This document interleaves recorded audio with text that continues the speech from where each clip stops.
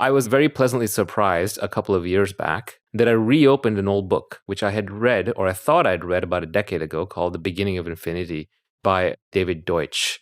Sometimes you read a book and it makes a difference right away. Sometimes you read a book and you don't understand it, then you read it later at the right time and it makes a difference. This time, when I reopened this book and I went through it much more carefully than I had in the past, meticulously, rather than reading it to read it and to say I was done reading it, I read it to understand the concepts and the topics and stopped at every point where something was new. It completely started reforming my worldview. It changed the way I think. And I would credit this book as being probably the only book in the last decade, except maybe a few of Nassim Taleb's works and maybe one or two other scattered books, that I feel made me smarter.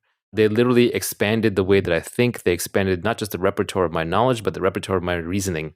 People throw around words like mental models a lot, and I find most mental models not worth reading or thinking about or listening to because I find them trivial. However, the mental models that came out of the beginning of Infinity are transformational because they very convincingly completely changed the way that you look at what is true and what is not. Karl Popper laid out the theory of what is scientific and what is not. What is a good explanation, what is not. And what Deutsch does is he expands on that dramatically in the beginning of Infinity. But even that is to do it a disservice.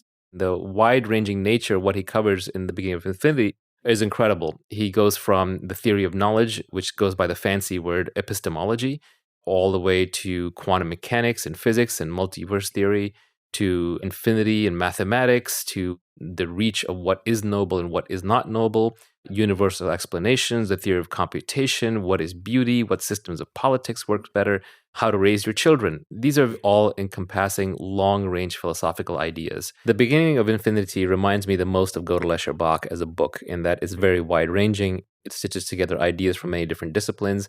It's very difficult to understand and follow completely. Everyone claims to have read it, but as far as I can tell, very few people understand it. I had this experience in college where I first found Gödel Escher Bach. And I remember that I put it on my bookshelf and I started reading it, and I started reading it, and I started reading it. And about a year later, I was probably about halfway through it. And then I just ran out of time. I had other things going on.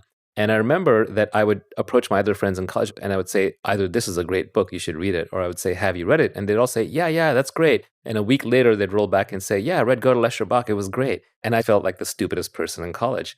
And it was only years later that I realized nobody has read it. As you get older, you get more confident in those confessionals where you either say, either I didn't read it or I read it at a constant pace. And when I encountered something I didn't understand, I kept going. I went back much later. And I still confess to this day, I have not read all of Gödel Escher Bach, but at least at this point, I went through and I found the parts that were most interesting to me, which were the Gödel parts, and skipped the ones that were not as interesting to me, which were the Bach parts. And I did read those and I did try and understand them. The beginning of Infinity is similar. Everybody has it on their bookshelf in my social circle. Many claim to have read it, but very few have gotten it. I do go back to this point that was first eloquently stated on Twitter by a character named Illucertus, where he said, I don't want to read all the books, I just want to read the best 100 over and over again. And I would say that I'm currently stuck in a loop where, at least in science, I'm only going to read the beginning of Infinity and the fabric of reality over and over again until I understand them fully. If I had read them 20 years ago, I would know a lot more because then I would have chosen the right books and the right authors to read subsequently. It's going to be a hard book to follow. You should buy a hardcover and electronic so you have both. And the audio. Get it in every way possible. If you can get through it on the first sitting and understand all the points at a deep level, then congratulations.